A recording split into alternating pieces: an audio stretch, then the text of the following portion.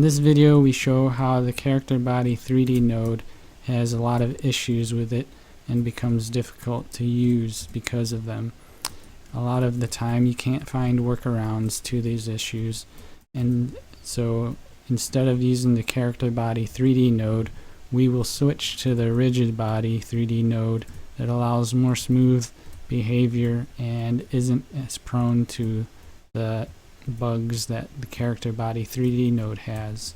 Also, stay tuned until the end of the video where you can learn how to make 3D environments using Crocodile3D, tile-based modeling editor. If you're using Godot to make a game, then you might be using a CharacterBody3d node to control the player and move it around. The problem with this is if you use a cylinder collision shape and you try moving and against walls, then you might get stuck on the edges and corners and the seams of the mesh, as you can see here, and that's not good. This is a bug and I don't know when it'll get fixed, so you might have to try and find an alternative. You could use a capsule shape instead, like this, but the problem with a capsule shape is that if you move onto the end of a ledge, then the character will start sinking down and falling off of the edge, and that's not good either. You could use a box shape like this, but then if you are moving around and you kind of clip the corner, then you kind of get stuck and you don't kind of move around it, so that's also not that great either. So the way that I solved my issue is that I used a RigidBody3d node instead. As you can see, if I play this and I move the cylinder around, it slides along the walls without getting stuck, and it works better this way using a RigidBody node instead of a CharacterBody3d node. I could go up the slopes and down the slopes, and it just works the way that I expect it to. But using a RigidBody3d node is more complicated than using a CharacterBody3d node, because the CharacterBody3d node is kind of designed to be simpler to use and easier for people that don't know how to use like physics stuff.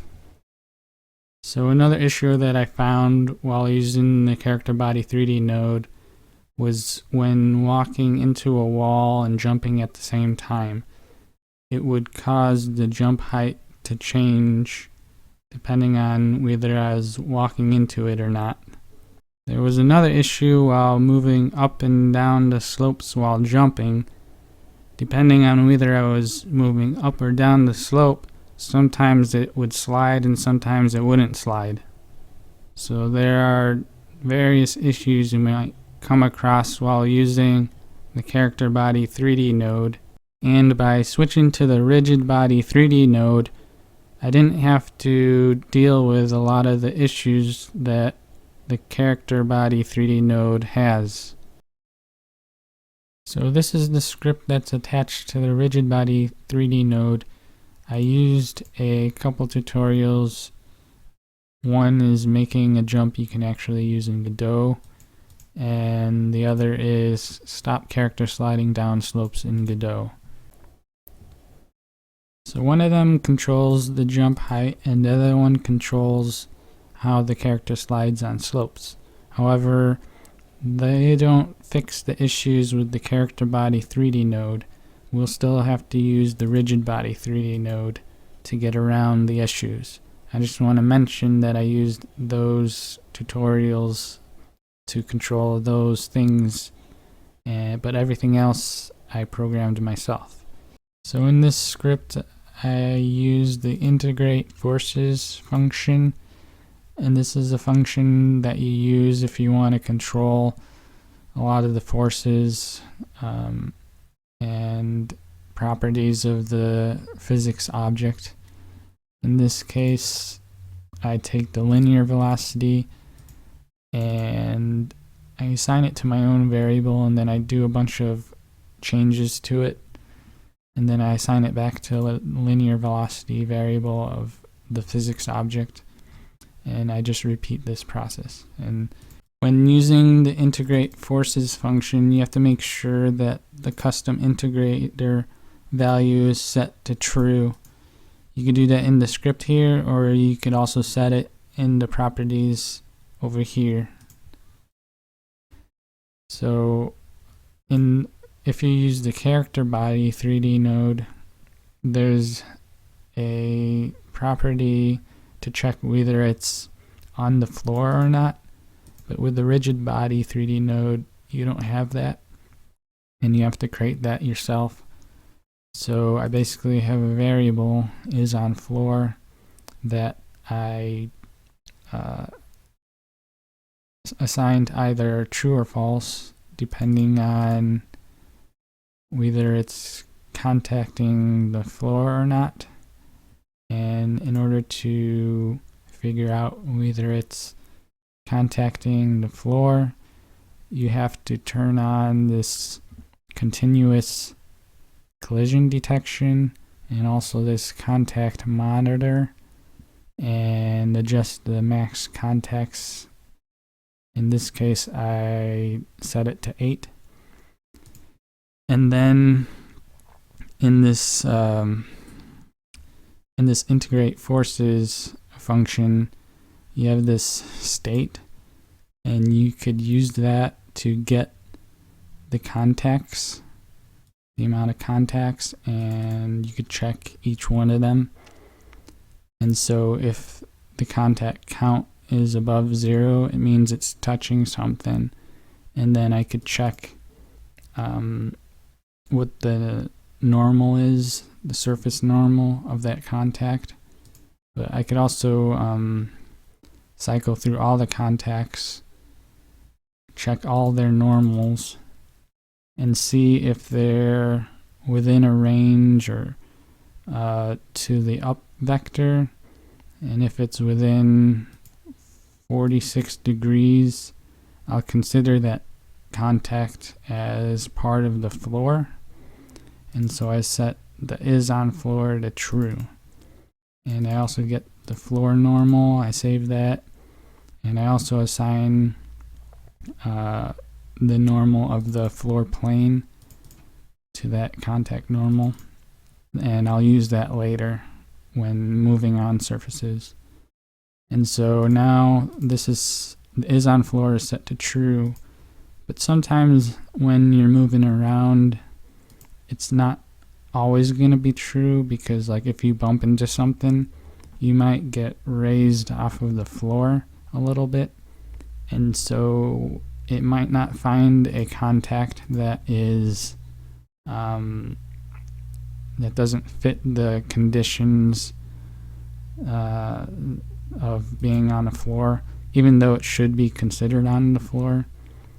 And so to handle that, I kind of pass the is on floor value to this roll floor function, which is down here, and it adds it to this floor array, which I limit to only 3 values, and if it goes past that limit, then it takes one off of it, so that there's only the latest 3 values that the floor variable has or had.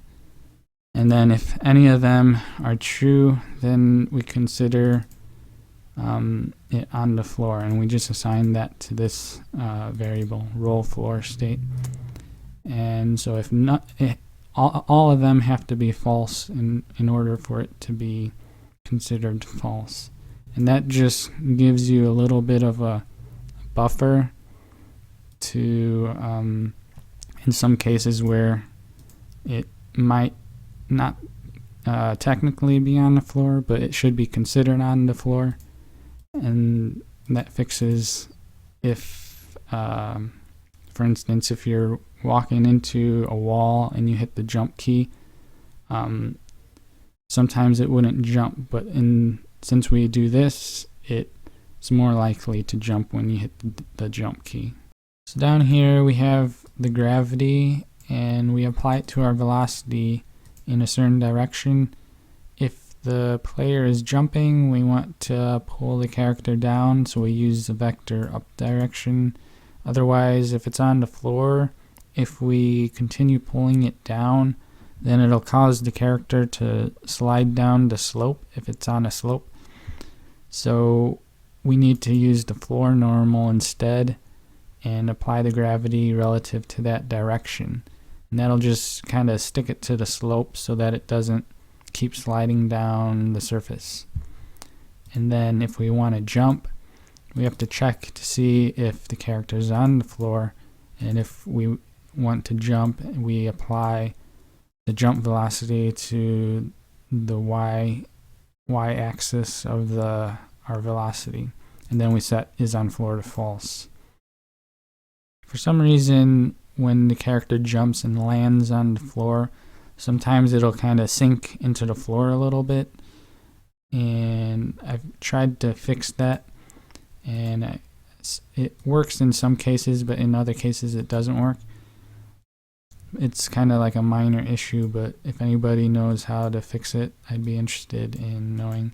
The way that I'm handling it is that I use this test move function, and I pass the position in, and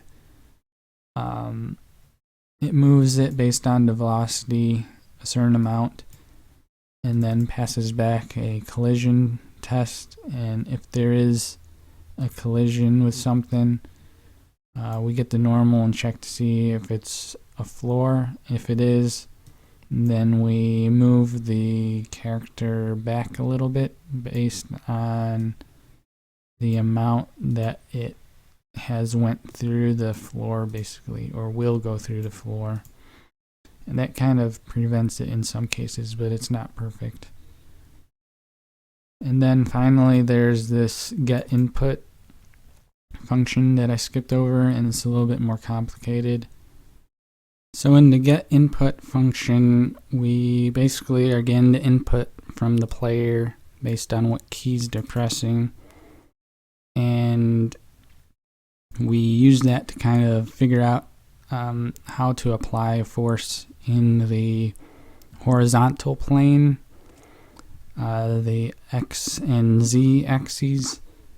But if you're standing on a slope, for instance, like this, and if you're pressing to the right, the character will kind of step off the slope and kind of fall, and we don't want that. We want to move the character along the slope in this direction, like this, either down or up.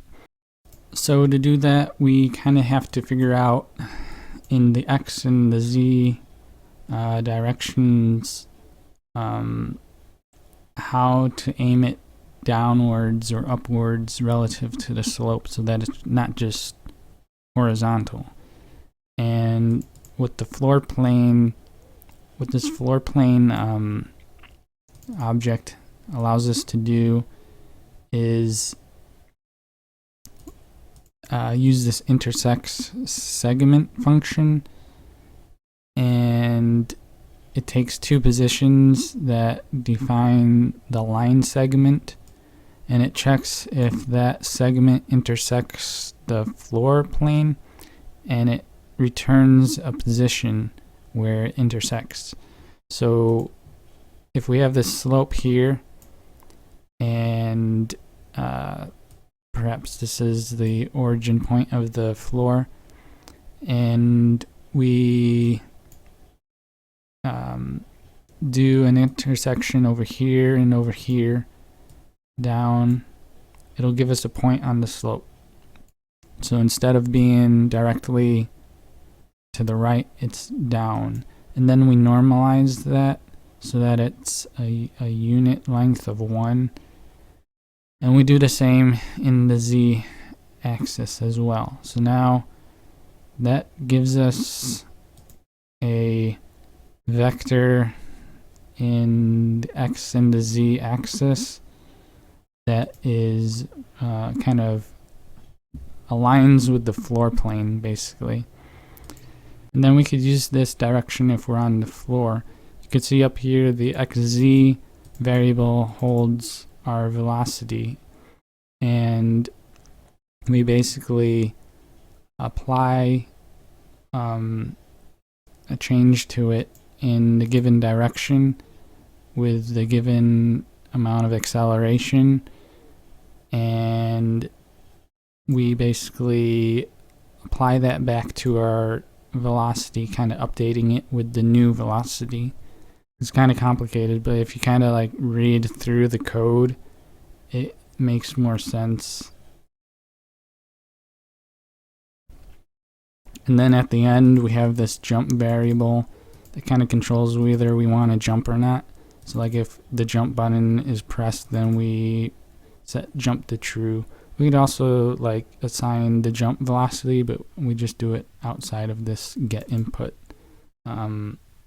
function instead. And that's basically everything that is done in the script, and that's how it controls the rigid body. Now you also have to consider the properties on the rigid body over here in the inspector panel, because you need to have the continuous collision detection on, the contact monitoring on, contact points, and you also have to have the axis lock properties set for the X, Y, and Z in the angular X, Y, and Z. Otherwise, if it hits something, it might start to rotate, and you don't want that. Also, you need to have a physics material and set the physics material, the friction, to be 0, otherwise it won't slide around. And also you could set the gravity scale to 0 because we're handling the gravity ourselves through the integrate forces function. Basically all the forces that we want to apply, we handle within this function. And I think that basically covers how to control a RigidBody3d node in Godot 4.0, and how to get around all the issues with using the CharacterBody3d node, because there's too many issues with that node. So a useful tool you could use for developing your game is called Crocodile3D, a tile-based 3D editor, and using it you can create your environments and 3D models and that sort of thing. It's very simple. You just select tiles from an image, and then you can place them into the scene. You could erase them, and you could edit them, change their shape, and that sort of thing. So for instance, I could grab these and move them up and just kind of change the shape of stuff. And I could add more tiles. Let's say I want to add some over here and here. You just kind of move the camera around and place the tiles.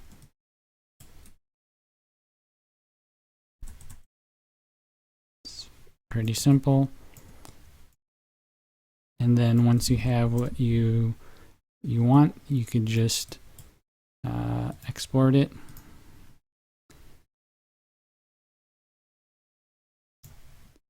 And then go back into your game and import it. and then you can move around in your environment, as you can see here.